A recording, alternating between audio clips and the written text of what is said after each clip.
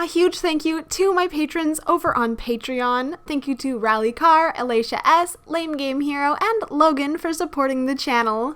If you also want to help support the channel, the link is in the description.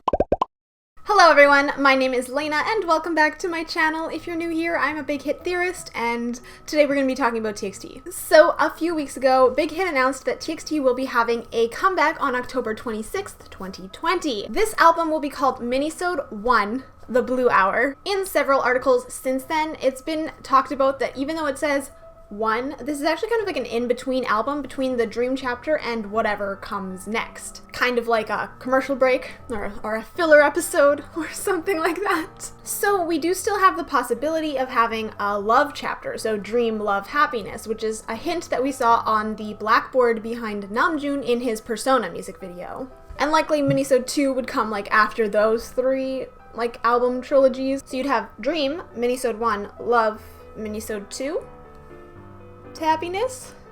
Maybe? That's a guess. Because with Big Hit, you just can't know. Like, they always just surprise us. However, that is all in the far future, so we're gonna actually look at what we do have right now. So let's go.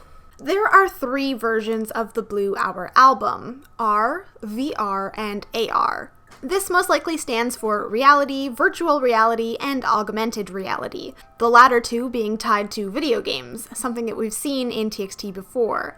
I assume most people know what reality is, so I'm not going to get into that. However, virtual reality. This is where you're completely immersed in a game world, so you generally will have like a virtual reality headset on, and wherever you look around, it'll have the game world there. Basically, you're standing there and experiencing it. However, augmented reality is something that is based in reality and then kind of augments your experience of it. So the easiest example of this would be Pokemon Go. You use the app to see things around you that aren't there in your reality, but they are there because they're parts of the game, and they use your landscape to kind of develop what you're seeing. Essentially, it adds story and game elements to your reality. So yeah, these are the themes and titles for the comeback. And this likely gives us context into the TXT universe past just like what these albums are called. They've already given us stuff that fits into these molds. If you've seen my guide to the TXT universe video, you'll know that I put the TXT music videos into 4 categories. If we just ignore the performance music videos category, which is self-explanatory, we're left with 3 categories of music videos. This fits in perfectly with the 3 versions of this album. The most clear and obvious of these is the virtual reality category. I think I called these hint music videos due to their nonsensical nature, but we quite literally see the boys wearing VR headsets in Blue or Jade, so I do think that to a degree it's meant to show their VR adventures. I'll expand more on how this ties in a little bit later. The next are reality and augmented reality. These are the alternate timeline and the main TU storyline respectively. So music videos like Runaway and Can't You See Me happen in reality, while music videos with the TU logo have some aspect of augmented reality in them. It's most obvious in Eternally and Nap of a Star, with the monster aspects appearing on the boys. Magic Island likely sees some sort of switch happen. After all, this is still based in reality. It's important to note that while these seem separate, they do seem to affect each other. And story elements like the cat, which we have seen in both the BTS and GFriend verse, and the idea of time travel or rewinds, they're quite real. I also think that the augmented reality has become kind of more than just a game and has started to really affect their actual reality. That's just a guess, but I'm excited to see where they're gonna go with this. Anyways, they have been dropping concept photos for each of the versions of these albums, and they have been dropping them at very specific times. 5:53 p.m. Korean time. This is actually more important than you might imagine, largely because of the glimpse we get of Subin's phone right before it dies in Magic Island. It is shown at 5:54 p.m. on October 27th. Reminder, the comeback is on October 26th. The day before they're supposed to go to Magic Island. And they're dropping these at 5:53, the minute before we see the time on Subin's phone, and this time is even shown on the concept photos themselves. It's not just like a arbitrary time that we feel like we've paid attention to. It's actually like an important time. It's very intentional. I do believe that they are giving us very obvious hints that this is all happening before Magic Island, before the magic actually happens. In fact, before anything happened at all. They might not even know each other yet. It might show us how they discover this magic, but you know, I'll talk about that more in a bit. Also, fun fact, apparently on August 22nd, 2019, the day that we were officially given the fandom name MOA, the sun rose at 5:53 a.m. This was pointed out by @translatingtxt on Twitter. I find this really cute, just personally. If you've heard me say it before, MOA are important to and may even be affecting the story. I just think that this adds even more fuel to that particular theory. Basically, blue is synonymous with magic in their universe. If you look at any of their lyrics, you can tell, like, they talk about blue, the blue magic. It's always associated with magic. And magic in the TXT universe kind of reminds me of technology as well. I mean, just look at this magic circle completely glitching out. There's definitely some speculation that 553 is where the magic starts and 554 is where it ends, and reality kind of hits you when you realize it's a little bit more grim than you wanted to believe. But of course, we'll have to see what they do with this. In terms of our reality, the blue hour actually happens when the sun is pretty low in the sky, either before proper sunrise or right after the sunset. It is not the same as golden hour, though they're very close together in time. And I doubt that's a coincidence. Imagine like a Minisode 2, the golden hour. Or maybe they've already talked about the golden hour. Magic hour was actually one of the titles of their Japanese comeback, and the magic hour is sometimes considered the golden hour, like they're interchangeable. So like I said, we might have already seen it. And this definitely shows us that the blue hour is something completely separate from the golden hour. So I do think that in this case, they're using it in terms of sunrise. I could be wrong about that. That's just a guess, because after all, it was being released at 5:53 p.m. in Korean time. But like I said, not really sure. My main guess for this is just because it's all showing stuff before the times that we've already seen. Like it's October 26th before October 27th, and it's 5:53, which is before 5:54, so that's why I'm thinking it must be sunrise, and the blue hour happens before the proper sunrise happens, like before the golden hour. So that's why I think it's a sunrise reference and not a sunset reference. Once again, could be wrong. Also, they just released a track list for this album as I was writing this script. So let's just go over those really quickly. Track 1, Ghosting. This might reference the practice room ghost or the general idea of ghosting someone or leaving someone on red and suddenly just never ever talking to them ever again. You're ghosting them. I'm not sure what to expect with this song right now, but I have a feeling it's going to be a faster paced song just because it's the first track, but we'll see. Track number 2 is the title track. Again, it's a long Korean name and a short English name, which has become a staple for TXT and something that they're actually known for. The Korean title translates to "You and I who discover each other in the sky at 5:53, or Blue Hour in English. Once again, that 5:53 is very important and clearly is the time that Blue Hour is starting. Also, with the previous albums, the TU music video of the album was the one that, in one way or another, had the name of the album in the title. For example, in the Dream Chapter Star, it was Snap of a Star. For Magic, it was Magic Island, and for Eternity, it was Eternally. So I am predicting that we will only get this one music video, and then it will be TU related because it is quite literally called Blue Hour, which is the title of this album. The third track is We Lost the Summer. This seems to reference the song Our Summer, which talks about gold a lot, which is, once again, a different phase than blue. And that song generally talks about how when they're together, it feels like it's always summer. So maybe they've lost this feeling of being together. A lot of people have also associated this with the quarantine this year and how we essentially didn't get a normal summertime as well, at least for those in the northern hemisphere, but it'll probably be true for people in the southern hemisphere as well, unfortunately. Track 4 is called Wish List. My only thoughts on this song is that it might have to do with the star. I do believe they made a wish on the star to be together forever, and then the star kind of chose to look after them, or something like that. Anyways, my prediction for this song is that it will be a song about their hopes and dreams, but it will be tinged with a bit of sadness or reality to it. I honestly can't wait to see how wrong I am. If, for whatever reason, the title track is not the TU music video, this would be my second guess for one because of the possible relation to the star. That's a total guess though, and like I said, I feel like this is less likely. I really feel like there's only going to be one music video this comeback because it's supposed to be like an in-between chapter. Could be wrong though, I mean, I wouldn't say no to 2. Track 5 is called Way Home. Now, I could be wrong, but it sounds like a really soulful song.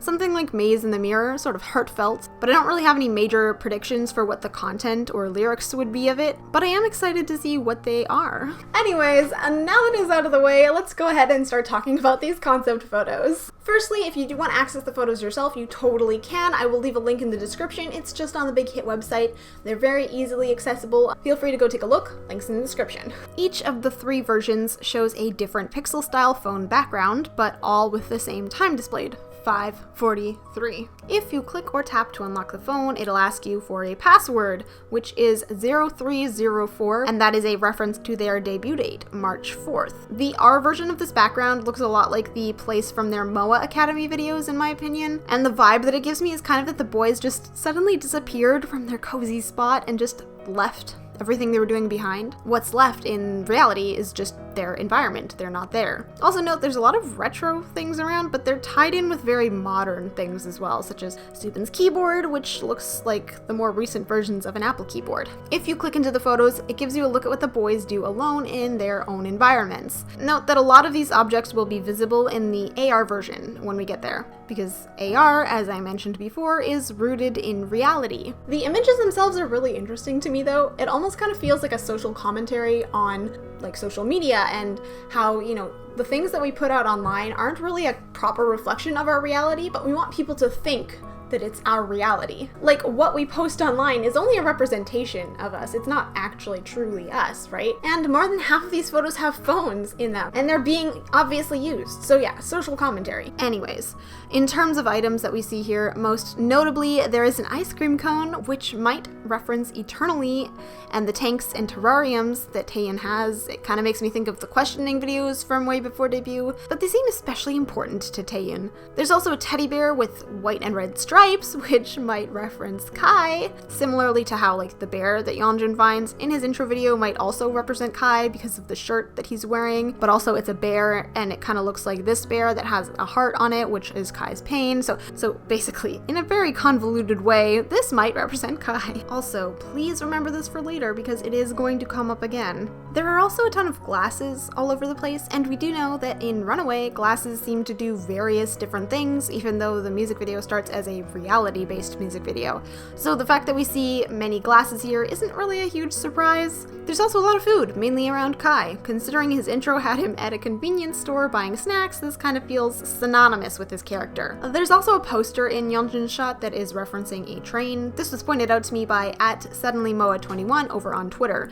I'll leave a link to their thread in the description, but I think it's nice that there are little hidden details like this because we know how important trains are in the TU. However, there are 2 other major things that I want to focus on right now that are just, I have theories for. The first is the smiley faces. They're really hard to miss and have been in a bunch of previous releases as well. Now, a couple of Chinese MOA actually emailed me to get in contact and kind of let me know that this smiley specifically reminds them a lot of a comic called Watchmen. The Watchmen version has blood splattered across its right eye, which happens at the beginning when its owner, a comedian, is killed. But more interestingly, it's meant to symbolize something that MOA might be familiar with: opposites. It juxtaposes between the happy demeanor of the comedian and his inner darkness. This is definitely starting to go into the territory of like persona and shadow stuff.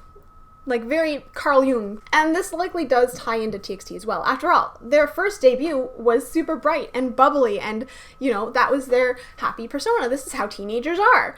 And then as it goes on, you start to realize that that's not really the case. It's deeper than that. There's so much more to this experience than just being a happy-go-lucky teenager and, you know, having fun all the time. There's actually a lot of problems that come with the idea of growing up and going through this phase in your life where you're expected to be both a kid and adult at the same time. We even see this smiley on Pomgyu's shirt in Can't You See Me, which gets covered with tomato juice, kind of like blood.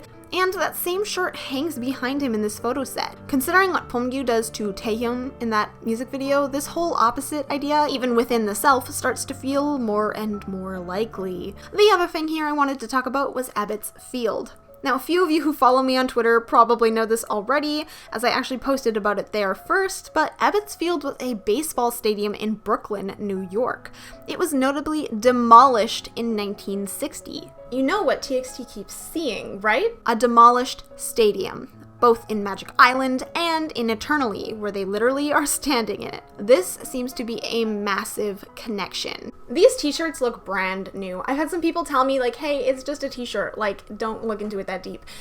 But here's the thing, Ebbets Field was demolished 60 years ago. I've looked up merchandise for this, and it does not exist in that form. This is a brand new t-shirt. They made this for TXT to wear. If you can find this design with this t-shirt, with this smiley face, with Ebbets Field on it, and his new merchandise, please show me, because I don't think it exists. I really honestly think they made this for it, which means that it's very important. This is very intentional on their part to put Ebbets Field underneath this recurring smiley face motif that we've seen all over TXT. It is clearly important.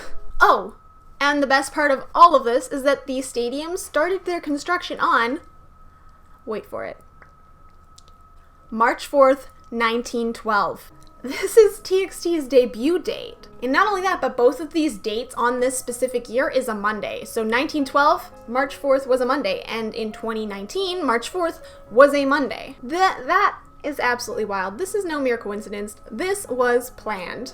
So, is the stadium that TXT stands in the Eternally music video supposed to be Ebbets Field for some reason? Is it tied in with the AR version of the game? We do see a lot of baseball references in TXT, even just in the concept photos, so basically I wouldn't be too surprised if it was. So let's move on to VR now. This is one of the most exciting ones for me. First, the design of the background here is Lego based. Kind of also reminds me of platformers where you could just jump on each of the colored blocks or something. I think they used Lego to tell us right away that this is VR related. I'd say most people probably associate Lego with some sort of game. When you click in, the first thing to notice are definitely the titles. If we ignore the first one there for a second, all of the others seem to be screen names for each of the members in this VR game world. They are. For Yeonjun, his screen name is Sweet Fluffy Candy Floss. I kind of assume this is a reference to his hair, but honestly, no idea, but it's adorable. For Subin, he is Archer Bin. Now, he is actually a Sagittarius, and we have seen him making Archer-like movements before, so this honestly just fits. For Bomgyu, his is Angel 313. In Angel or Devil, Pomgyu starts on the angel side, and 313 seems to be a reference to his birthday, which is March 13th. For Kai, his is Can't We Just Summon Cute Animals? This seems to be a reference to the song Can't We Just Leave the Monster Alive, which makes me wonder if that song title is meant to be told from Kai's point of view. And for Taeyun, his name is Moonlight Spirit. Honestly, this probably connects to the character that we talk about later because he's actually a sorcerer, but we'll get into that. Field Raid is the group shot for this version, which has them in front of the Lego background that we saw, showing that this is representing the VR version of their world. It's likely called Field Raid because you're going out into a level or a field with your teammates to beat the boss together or something. Hence, Field Raid. It makes me wonder if this is like a lobby area or something, where you wait for everyone in your party to connect and equip things for the level ahead. Their individual shots show a lot of information, actually. Now first, the obvious connection to character classes and whatnot that we see in D&D, but as if D&D was instead a VR game, and probably an MMORPG, or a massively multiplayer online role-playing game. Basically a game where lots of people play it at once. Subin gets his magic / possibly technology-based die from the past in Eternally, which is a 20-sided die, and that is used very commonly in D&D. I did talk about this a little bit before in my Eternally Explained video, but I'm more convinced now that this dice is very important. It might actually affect like how their AR universe even goes. Imagine you roll high and you get like a 19. That'll be something great that happens in the universe. But if you roll really low, that could be really bad for you. Anyways, let's look closer at these stats. It's important to note that they've given us two classes here, the main class that it's all under, and then another class where it's kind of more specific, like what their focus is under that class. And I did want to say that while I did do a lot of research and I did have someone kind of peer review this portion, I do want to say that I am not like the most fluent in the D&D world, and so I might have some information wrong, but if I am wrong, please just kindly tell me in the comments so I can address it in the future. For Yeonjun, he is a knight and paladin, which are melee fighters. Knights are known for being very lawful, which I find ironic because Yeonjun's whole thing is guilt. Probably because he's possibly cheating, as people found from this code right here, and he did break the rules in Magic Island. And then paladins are those that make an oath, generally to a deity, and that oath is where their powers come from. It makes me wonder if this somehow ties into why Yeonjun sees the cat. I do wonder if the cat has ties to like Abraxas, and if so, I wonder if this ties to the whole deity thing for Yeonjun. His strength is 999, clearly maxed out. It's almost as if he might have cheated to get it this high, as did everyone else, as they all have one stat maxed out at 999, and the remaining of their stats are only at a base of 50.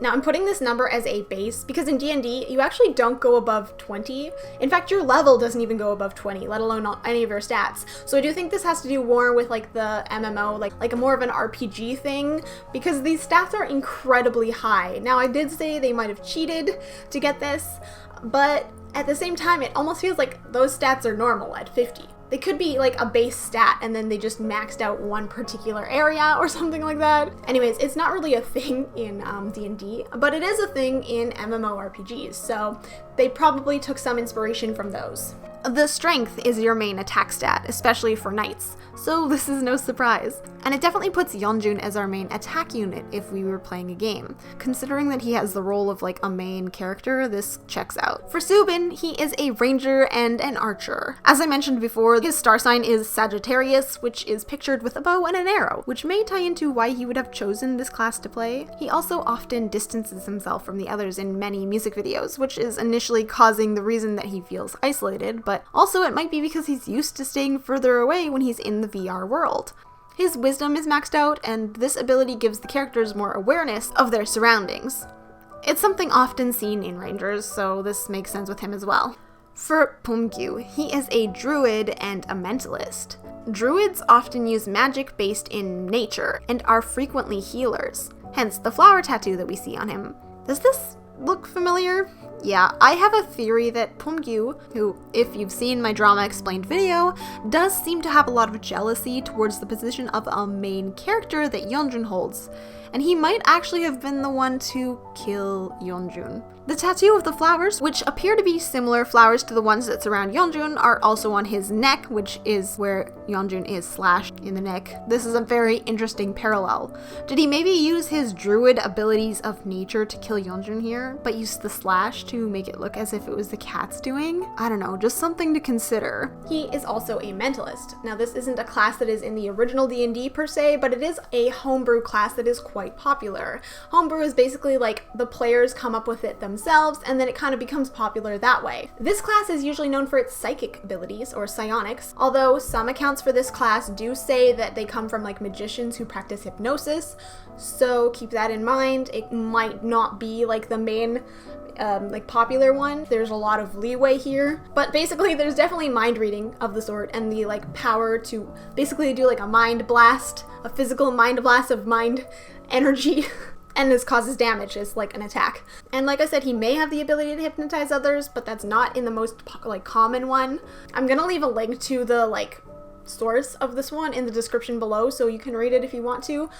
These classes are very interesting, so. Pumgyu's dexterity is maxed out, which is usually used for hand-eye coordination. However, a lot of magic classes require high dex, so this might tie in with the mentalist skill. Now, druids have wisdom listed as their primary ability, but wisdom is obviously already taken by Subin, and so another important one is dexterity, which is usually like the second most important one for druids specifically. So it's like the next best option, basically. And like I said before, it's kind of hard to see like exactly how the mentalist role will play into this. Kai's card tells us that he is a mystic and a bard. The Mystic is another magic class and has similar abilities to what the Mentalist would be able to do, but to my understanding, they may specialize in certain things more than others. They are incredibly rare and debatably overpowered, and as such tend to keep themselves and their ability a secret. just like Kai's Morse code. In terms of abilities, this makes sense with Kai's character, as we've seen him turn back time, and this might be an aspect of that. It also might be tied in somehow with the dragon, which just sort of seems to be like some sort of parallel on his part, with the whole dragonfly and then the dragon in the sky. And considering his display name, can't we just summon cute animals? I wonder if he can summon things. His other class, a bard, also uses magic, but they weave it in with music and vocalizations. This class seems to be pretty versatile and does seem to use like charm and illusions over destruction. As such, Kai's charisma is maxed out. Charisma affects a lot of things, but chief among them is personality, persuasiveness, and personal magnetism, which immediately has my mind jumping to when Yeonjun first met Kai in Nap of a Star. Finally, Taehyun. He is an adventurer and a sorcerer. Now, adventurers are those who make a profession out of going out and like doing dungeons and doing these dangerous missions and killing monsters and stuff like that. Searching for treasure, you know. Generally speaking, when you're playing D&D, you're already considered an adventurer because you as your party go out and do dungeons and fight monsters and look for treasure and stuff like that. Like that's kind of the point of the game for the most part. However, in cases where this does appear as its own class, it generally just means they're pretty good all around at varying different things. His sorcerer class uses raw magic that, get this, in some sorcerers is said to come from an ancient bloodline infused with the magic of dragons. Others have a lot of wild magic inside of them. Regardless of origin, this magic can be extremely powerful, and yet it might get out of control if you don't use it frequently enough. Taehyun's intelligence is maxed out. Is anyone honestly surprised? Intelligence is great for magic-based classes. It also affects how characters learn and reason, and considering Taehyun is all about finding those clues, this fits right in with his characterization in the TU so far. In terms of VR photos, there are a couple things to mention. First is that there is a Lego set that seems to mimic the ending of Can't You See Me. I wonder if at the end of that music video they decide to come into this world to find an escape. That's my guess as to why it's being shown, but I'm honestly not 100% sure. Also, Pumgyu has like this weird pouch. I have no idea what it's for, but they highlighted it, so it's probably important. Maybe he is the item holder, because druids are known for healing? We do see him using a band-aid on Yeonjun in Runaway after all, and his role in the group generally seems to be more of a support rather than a main character. A point of contempt for him. And as one of my patrons from the Discord server pointed out, this chair is possibly a reference to a chair that Subin draws on the board in Runaway. My favorite scene of all time. Hello. In the drawing, there is a cat seated on it. So will we see a cat on this chair in one of the music videos for this comeback? Let's move on to AR now. The pixel shot is really interesting to me. There's a tennis court on top, yet another sport that TXT seems to be connected to. We also see a carnival, or perhaps it's a festival, with a Ferris wheel in sight. Likewise, all the skies that we see seem to be swapping between blue hour and golden hour. It's hard to tell if it's supposed to be sunrise or sunset again, so that's great. There does seem to be a couple beach shots, and thinking of cat and dog happening on a beach, this kind of feels like it makes sense. There are also tiny shooting stars in the main image that we see, so that's really cute. First, let's break down the group shots called distancing, where the boys are clearly social distancing, and you should too. Everyone, please stay away from people, wear your masks out in public, stay safe, my friends. Anyways, in all actuality, it might represent what I was talking about before, that it happens before everything. They might not know each other in the real world yet. They're not close, so they're far apart. There are 3 group photos, and when you put them side by side, their formation seems to spell out TXT, which I personally find really cute. I love that they always try to like incorporate their name into things. I don't know. I feel like it makes everything feel more important. It feels like when you notice this, you're like, aw, they did that, you know? They did that for us to notice. It just feels important and special. Anyway. The field they're on could be any number of fields, but it might be their school field like in Runaway, since I know they lie out in the grass often, or it might be the field at the Starlight Festival. This would match up with the spot that Subin travels to internally, if that is the case. It's also important to note a few things. Pumgyu is on his phone a lot, similar to Eternally, and he seems to be taking selfies in a couple of pictures, or perhaps he's using a form of AR and is playing Pokemon Go. What? Kai is wearing that red and white striped shirt. Yes, the same one that I thought might connect him to the bears. that are everywhere, they have it on him in this shot. I think it's very possible that Kai is the one who initially brings them all together in the AR game, kind of like what we see happening in Nap of a Star. After all, it is Kai who helps Yeonjun, and then the others kind of find them after that. Kai also has a high charisma in the VR realm, so this may affect the AR one as well, though it's hard to be sure. Kai is also shown wearing headphones, which I think might be a first for him. Previously, it's been Subin and Taehyun who are associated with headphones. Is Kai listening to something, or is he blocking something out? Taehyun is holding a camera, something that I feel like we can somehow associate with his clue-finding personality, but it really hasn't been seen before. Previously it was Beomgyu who was recording, and I feel like we're switching a lot of roles here, and I don't know why, and it's concerning. Yeonjun is shown eating snacks, which honestly they've all eaten snacks, so that's fine. But it is definitely a shift from Kai being the one with all the food, but I think the snacks and actual food are actually meant to represent different things. I'll get more into this in a bit. Finally, Subin, when you click on him, is shown reading a book. Now, many people have pointed out that this book looks a lot like the book that G-Friend have. The spine is maybe a little bit thicker, but regardless, I wanted to share a short theory that I have. I think that these books in general always tend to represent diaries or their memories with friends. Either it's all the same diary, or it's just many diaries in general, which I'm personally leaning towards, like every universe has their own version of this diary, but things can always change. In G-Friend, they write this diary together. In BTS, Jin picks up a diary from the girl at the train crossing. This girl is sometimes considered one of the members of G-Friend though, so, you know, I'll let you come to your own conclusion on that. And now, with TXT. Subin is here shown holding a book similar to this idea, and it may also be a diary. There is a line in Eternally that says, "Forgotten Diary of the Two." This is largely why I think that this is a separate book for each story, because it only specifies two people. If Subin is one writer of this diary, who is the other? Or did he just find this forgotten diary? Likewise, in the notes too, in the BTS universe, Jin's father has a memoir, and in this memoir, he literally states that this is his map of the soul. In it, Kim Chung-jun writes, "When I thought about my high school days, I realized the map that I'd been looking for wasn't a real map with roads or dead ends, directions and scales. It was just another name for the life I have lived, the countless hours I have lived since then, and the choices I have made. It'd be the trajectory of all of my failures, successes, mistakes, and blunders, but I failed to find the map. In retrospect, I realized that I landed on the right path because of my failures." So are these meant to show the maps of the souls for each group? There seems to be like a strong focus on memories and how they tie into how it creates you as a person, which a diary definitely would be. Of course, who knows? It could just be a random book.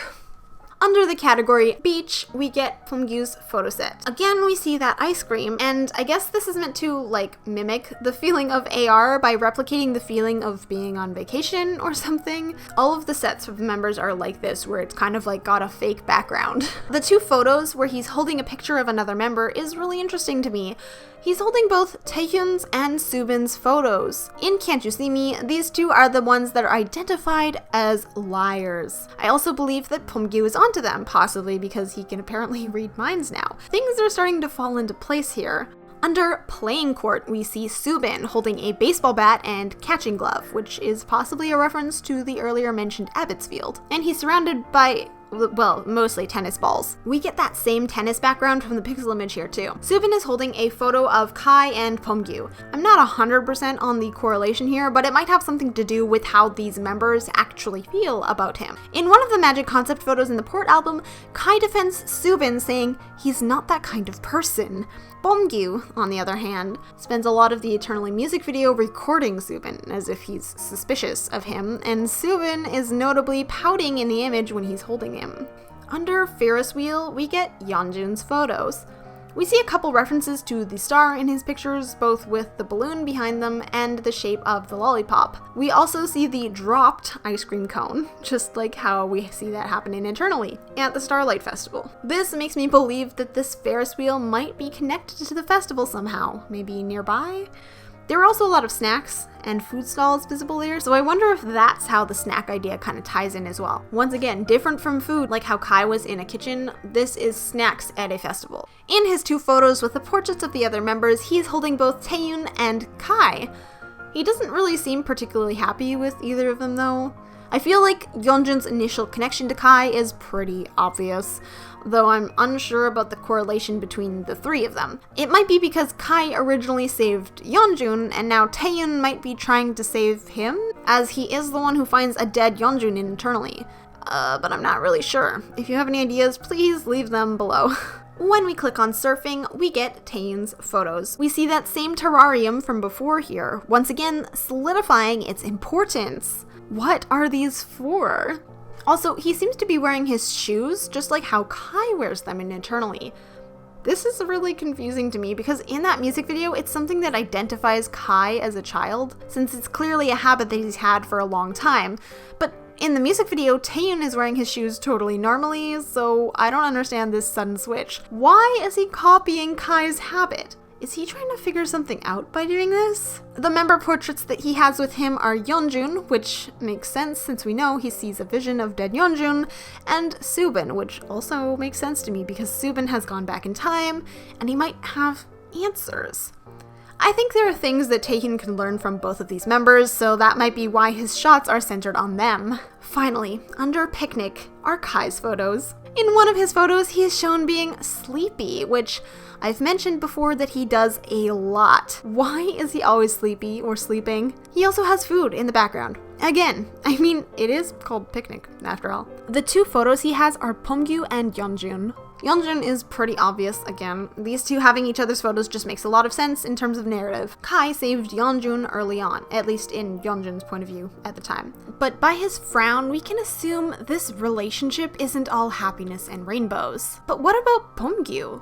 I've mentioned in previous videos that Pyeonggu has a coded film, The Catcher in the Rye, in the Port album concept photos. This film has a particular view from the main character that seems to be about sort of sheltering the innocent from seeing the bad in the world. We also know that Pyeonggu has a motive to be a main character, especially over Yeonjun. Kai and Yeonjun might have been friends first, but what's to stop that from changing? Pyeonggu really seems like he wants to look after Kai. I don't have a direct theory for what's happening right now, but I do think that Kai and Pyeonggu's relationship will become better this comeback. In conclusion, I do think that these images are showing us that they didn't really know each other at first, and they found each other through games for a second time, because we know that they knew each other as kids. And as shown in the reality images, they didn't know each other at this point. Like, there's not even a group photo. They're just at their desk in the room in their private environments, and then they met through the game, you know? So that is why I really think that this album is going to focus on their origins as a group. There's a lot of hints for it.